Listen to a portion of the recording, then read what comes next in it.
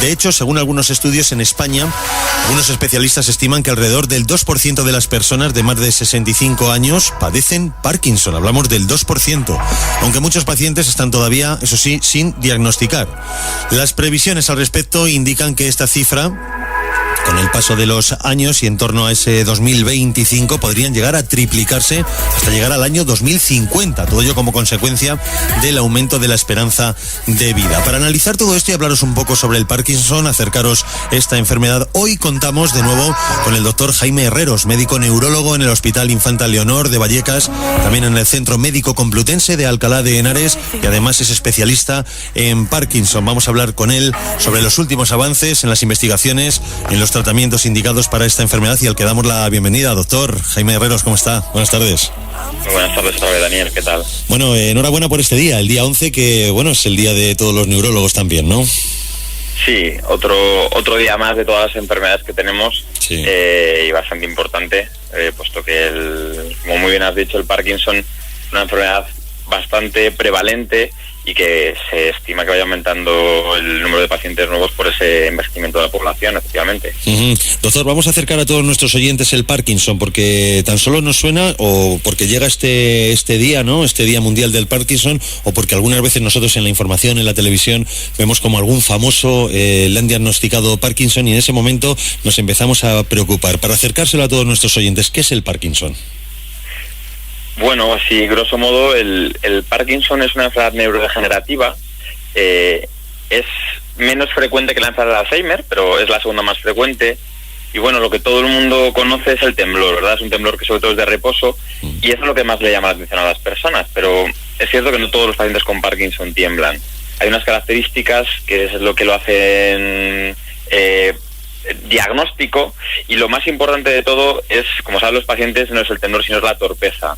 La torpeza motora que tienen, pues a la hora de ambular, a la hora de movilizar las extremidades, sea pues para hacer actividades de la vida diaria, cocinar, vestirse, manipular cualquier objeto. Y esto lo que ocurre es que según va avanzando la enfermedad, pues esa torpeza va aumentando, haciendo que los pacientes vayan teniendo una discapacidad. Eso es, hablamos de síntomas motores, pero también hay síntomas no motores, ¿no?, al respecto de la enfermedad. Sí, de hecho desde hace unos 10 años más o menos se le está dando mucha importancia a estos síntomas no motores, que si preguntamos a los pacientes, según las enfermedades te dicen que es lo que más les preocupa, porque ellos pues asumen que a veces tienen más dificultades para hacer ciertas actividades que antes sí podían hacer, pero esos síntomas no motores no les hacíamos tanto caso como ahora. Por ejemplo, y siempre se lo explicamos a nuestros pacientes con Parkinson, pueden tener trastornos anímicos, estar más tristes, más nerviosos, tener dolores difusos que no saben explicar muy bien y que con la medicación mejoran, más estreñimiento. La familia dice que les encuentran más apáticos, más apagados, con menos iniciativa que tenían antes. Antes eran más llevaban, cada vez que hacíamos una cosa, llevaba la voz cantante, y ahora están como más apagados, ¿no? Entonces todos estos síntomas no motores estamos empezando a tratarlos actualmente para mejorar la calidad de vida, aparte de los trastornos motores, que son los clásicos que todos conocemos de la enfermedad de Parkinson, que he comentado previamente. Doctor, lo que nos estaba comentando ahora es muy interesante, porque el hecho de que alguna persona no llegue a tener esos temblores puede dificultar el diagnóstico de la enfermedad. Pues inicialmente sí, porque sobre todo desde el punto de vista de acudir al médico o al neurólogo. Ya como dije, no todo lo que tiembla es Parkinson, claro, ya que hay más causas de temblor que no son enfermedad de Parkinson y es más frecuente, como el temblor esencial, pero eso ya alerta a las personas, a los familiares, a los pacientes, de tengo que ir al médico porque mi familiar o yo mismo tiemblo. Entonces, al no ser siempre una enfermedad tremórica, es decir, con temblor, eso hace que algunos pacientes que no tiemblan se diagnostiquen más tardíamente. Así es. ¿Cómo se aborda el tratamiento de todos estos síntomas cuando una persona acude a su consulta y finalmente puede diagnosticar que es Parkinson? ¿Cómo se aborda ese tratamiento? Bueno, o sea, lo primero es entender un poco el mecanismo de la enfermedad de Parkinson. Es bastante complejo, pero haciendo un resumen muy rápido, el problema principal es que se produce una destrucción de unas neuronas que producen dopamina. Y la dopamina es un neurotransmisor que, entre otras cosas, nos ayuda a poder movernos con libertad. Entonces, ¿qué ocurre? Que desde que se descubrió este déficit de dopamina, los tratamientos van principalmente dirigidos a poder suplir el déficit con medicación, principalmente vía oral. Al poner este medicamento, podemos hacer que mejore esa reserva de dopamina del cuerpo, y entonces con ello le favorecemos el movimiento de los pacientes hasta casi poder igualar su situación previa a tener la enfermedad. Lo único que sí que conocemos, que la enfermedad va avanzando y debemos de ir ajustando estos tratamientos, tanto para los síntomas motores, como por ejemplo la levodopa, como para los síntomas no motores, que podemos usar distintos tratamientos como antidepresivos o otros fármacos para tratar el dolor. Entiendo que la investigación sigue avanzando, ¿no?, a pasos agigantados, pero todavía hay mucho por descubrir con respecto al Parkinson. Sí, el problema es que aún no se ha ideado ningún fármaco que sea capaz de variar lo que es el curso natural de la enfermedad. Eso es en lo que más hincapié se está poniendo y es bastante complicado, pero sí que tenemos numerosos fármacos que ayudan a mejorar bastante lo que es la situación clínica de los pacientes. Digamos que si tuviéramos que dividir dos líneas de tratamiento, la primera es buscar un fármaco que modifique el curso natural de la enfermedad, es decir, que haga que se enlentezca o que se detenga la enfermedad y no progrese más. Y por otra línea, la búsqueda de nuevos tratamientos que sean más potentes que los actuales, que sean capaces de mejorar la situación actual, aunque no sean capaces de parar la enfermedad, y que nos permitan tener menor número de efectos secundarios. Pues, por ejemplo, aparte de la medicación oral nueva que va saliendo, aunque de forma de cuentagotas, ya digo, porque estos son tratamientos muy complejos y sale de forma de cuentagotas, pero las cirugías sobre distintos núcleos del cerebro o la implantación de algunas células que producen dopamina en el cerebro, pues es lo que se está investigando, pero todavía no se tiene ningún resultado que se pueda aplicar actualmente. ¿Qué personas son propensas a poder tener esta enfermedad? Hablo de, sobre todo, factores de riesgo y edad, sobre todo a qué edad puede aparecer. Bien, tú lo has dicho muy bien al principio, Daniel. El factor de riesgo, si es que podemos considerarlo como factor de riesgo, es la edad. Aunque sabemos que hay un grupo de pacientes que tienen enfermedad de Parkinson por debajo de los 50 años, no es infrecuente verlo en la consulta, aunque es un porcentaje bastante pequeño en comparación con los pacientes como van ganando años y va apareciendo la enfermedad. Lo has dicho muy bien, a partir de los 65 años llega a ser en algunas estadísticas hasta el 2%, pero vamos, que tampoco hay que alarmar a la población, ni mucho menos, dependiendo un poco de muchas características interindividuales y de distintas poblaciones. Puede ser de 0,5 al 2% de la población a partir de los 65 años. Pero con términos globales, es entre 100 y 200 personas de cada 100.000 son las que a lo largo de la vida se estima que van a tener enfermedad de Parkinson, con la situación actual que estamos, ya digo, con la esperanza de vida actual. Entonces, factor de riesgo como tal, podemos hablar de distintas cosas, pero son factores de riesgo muy pequeños que lo que hacen es un efecto sumativo, y lo que hacen es sobre una persona que ya tiene una predisposición sobre la que tendríamos que tener cuidado para intentar evitar cuando se pueda demostrar que la enfermedad de Parkinson se puede curar, ¿no? Estaba echando yo un vistazo aquí sobre la enfermedad y me he encontrado algunos datos que, por ejemplo, siempre es conveniente a lo mejor llevar algún tipo de dieta, ¿no?, para intentar evitarlo. ¿Hay investigaciones al respecto que nos dicen que favorece algún tipo de dieta para evitar el Parkinson en esas edades avanzadas? Bueno, en realidad, siendo estrictos, no. No hay datos suficientes que demuestren que pues, el café o el tabaco se puedan ser protectores en algunos pacientes, porque en realidad también son factores de riesgo para otras cosas. Claro. Entonces, no existe ninguna dieta que podamos decir, si haces esto, se reduce la probabilidad, porque la reducción es tan mínima que ni siquiera se puede poner como actitud sanitaria, ¿no?, de cara a la población. O sea, que no podríamos hablar de que haya ninguna dieta clara que reduzca la probabilidad de tener una enfermedad de Parkinson.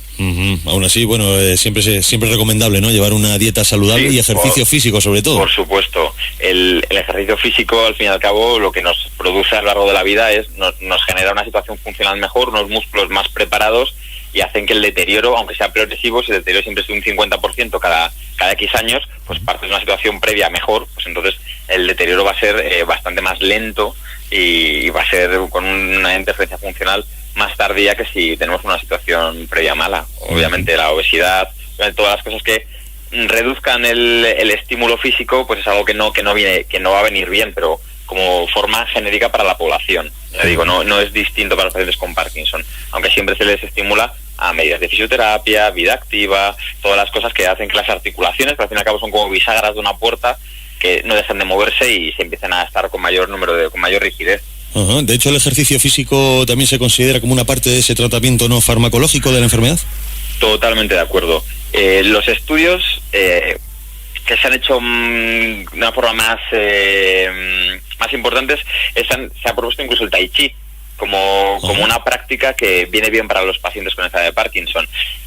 Si se hace con más tipos de deporte, seguro que también es positivo. No se busca ni deporte de alto impacto. Se llama el Tai Chi, favorece muy bien la movilidad de las articulaciones, te hace que seas consciente de cómo tienes que moverte, que eso es un problema principal de los pacientes con Parkinson, que su problema es que a la hora de ejecutar ciertas acciones el cerebro no está preparado para ello, por eso tiene esa lentitud de movimientos, esa torpeza. Entonces el Tai Chi les enseña un poco a concentrarse para poder hacer mejor los movimientos, y es sobre lo que más se ha estudiado preferentemente como actividad física, ¿no? A personas, que además estamos hablando de personas de edad avanzada, de 60, 70, 80 años, no les puedes poner deportes de una intensidad mayor. Uh-huh. Entiendo también que, bueno, para todas esas familias, personas que tienen algún familiar con Parkinson, pues en el momento que se diagnostica la enfermedad van a ser unos actores principales, ¿no?, en la recuperación del paciente.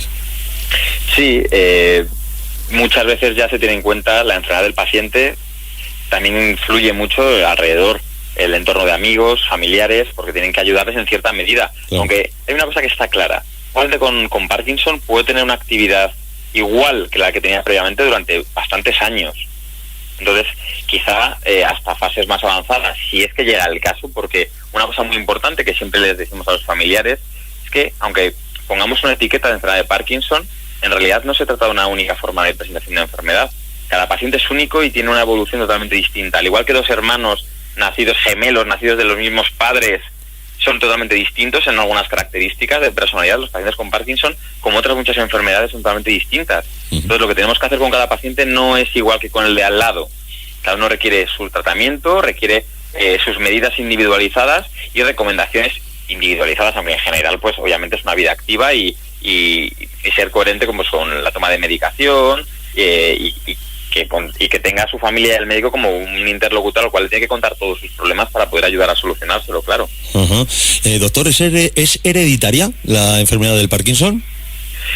La enfermedad de Parkinson, vamos a decir que es complicado responder esa pregunta. Uh-huh. Es una enfermedad que no es monogénica, es decir, no hay un solo gen que la justifique, sino que hay muchos genes.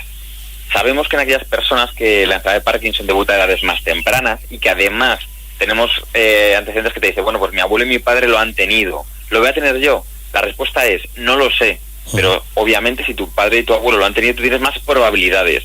La genética no lo es todo, sino que necesitamos una genética, un ambiente y luego una predisposición por otras causas que desconocemos. Incluso se ha llegado a hablar en algunos sitios del uso de los insecticidas organofosforados o en zonas rurales donde hay cierto tipo de plantaciones. Eso favorece en algunas personas la enfermedad de Parkinson, pero no en todas. Entonces, todas esas cosas hacen, junto a una genética que es muy compleja de poder explicar aquí por la red para todo el mundo, podremos decir que tiene un componente hereditario que no es obviamente lo más importante, pero que en algunos grupos familiares sí que tenemos que tenerlo en cuenta y sí que hacemos estos estudios genéticos para poder ayudar a evaluarla efectivamente.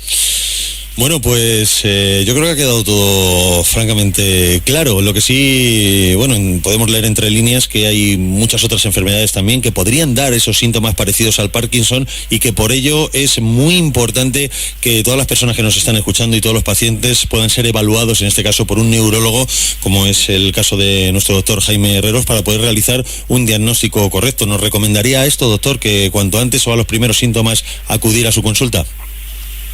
Sí, bueno, básicamente hay que alarmar a la población porque obviamente eso es una enfermedad más dentro de muchas otras. Uh-huh. Pero bueno, por supuesto estamos para intentar ayudar a los pacientes en todas las cosas, explicarle lo que es una enfermedad y lo que no, sobre todo desde el punto de vista del temblor, que es algo característico que en el momento que le dices al paciente no se preocupe que esto no es Parkinson, sus problemas desaparecen, porque eso es su mayor problema. Hay temblores que molestan solo físicamente, o sea, solo visualmente, externamente, psicológicamente, y luego otros temblores que molestan a la hora de pues, coger cualquier objeto. Tú demuestras al paciente que no es una enfermedad de Parkinson y algunos te dicen, pues si no es Parkinson no me molesta lo suficiente, me ha quitado usted el miedo que tenía. Entonces, pues perfectamente para eso estamos, para ayudar al paciente tanto para diagnosticar enfermedades como para descartar y decirle que no tiene otras enfermedades. Nuestra labor es un poco múltiple. Muy bien, pues doctor, que hemos dejado muy clara la enfermedad, vamos a invitar a todos nuestros oyentes y que puedan tener algún familiar, alguna persona mayor cerca que puedan sospechar que tenga Parkinson, que se acerquen por su consulta, por el Centro Médico Complutense, por ejemplo en Alcalá de Henares, aquí muy cerquita en nuestra zona de cobertura, y también con su consulta en el Hospital Infanta Leonor de Vallecas. Así que, doctor Jaime Herreros, gracias una vez más por acompañarnos y ha sido un placer que nos ponga al corriente con una nueva enfermedad. Pues muchas gracias a ti, Dani, por hablar conmigo otra vez y hablar de estos temas tan interesantes que obviamente la población tiene que conocer para dejarles más tranquilos y saber que estamos intentando hacer todo lo posible para mejorar el pronóstico y la funcionalidad de los pacientes con enfermedad de Parkinson y otras múltiples enfermedades. Lo sabemos. Gracias, doctor. Un saludo.